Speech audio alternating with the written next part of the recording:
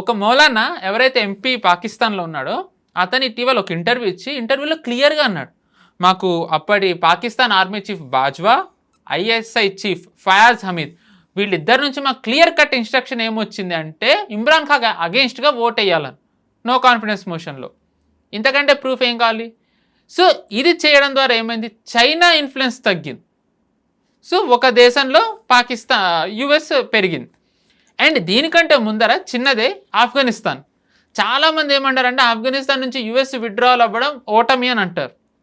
The way they withdrew, to be honest militarily ఒక రకంగా చాలా పెద్ద సెట్ బ్యాక్. కానీ యుఎస్ $2 బిలియన్ ఎక్విప్మెంట్ వదిలేయడానికి యుఎస్ ఏమంత పిచ్చి దేశం కాదు, వాళ్ళ వెనక ఏదో కారణం ఉండాలి.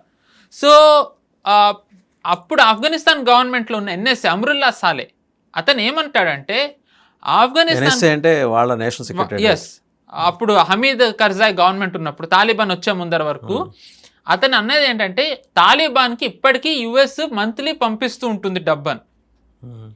సో అక్కడ ఏంటంటే చైనా వ్యతిరేక శక్తుల్ని ఆఫ్ఘనిస్తాన్ తాలిబాన్ వాళ్ళు స్ట్రెంథెన్ చేస్తున్నారని అంటారు. అందులో ఒకటి ఉయ్గుర్ సెపరేటిస్టులని. సో ఒక రకంగా ఇప్పుడు ఆఫ్ఘనిస్తాన్ చైనా అండర్లో లేదు, దాని తర్వాత పాకిస్తాన్ చైనా అండర్లో లేదు. అండ్ రీసెంట్లీ 2024లో మనం బంగ్లాదేశ్ చూసాం. మనమే ఈవెన్ షేక్ హసీనానే చెప్పింది సెయింట్ మార్టిన్స్ ఐలాండ్ కావాలి అని చెప్పన్నారు, నేను ఒప్పుకోలేకనే వాళ్ళు ఇలా చేశారు అని చెప్పి. బంగ్లాదేశ్లో రెజిమ్ చేంజ్ జరిగింది. మయన్మార్లో ఏంటి అంటే ఎవరైతే అక్కడ గవర్నమెంట్ ఉందో గవర్నమెంట్ యుఎస్ సైడ్ ఉంటే ఆర్మీ వచ్చేసి మిలిటరీ సైడ్ ఉంటుంది. సో 2021, 2022లో మిలిటరీ వాళ్ళు రెజిమ్ చేంజ్ చేశారు, అంటే అక్కడ చైనాకి స్ట్రెంత్ అనేది. అప్పటి నుంచే మనం చూసుకుంటే రకరకాల సపరేటిస్టులు, అరకన్ ఆర్మీ అని చెప్పి కచిన్ అనేవాళ్ళు వీళ్ళందరూ కూడా అక్కడ ఆర్మీ మీద దాడులు చేయడం మొదలుపెట్టారు. సో టెక్నికల్లీ వీళ్ళందరూ కూడా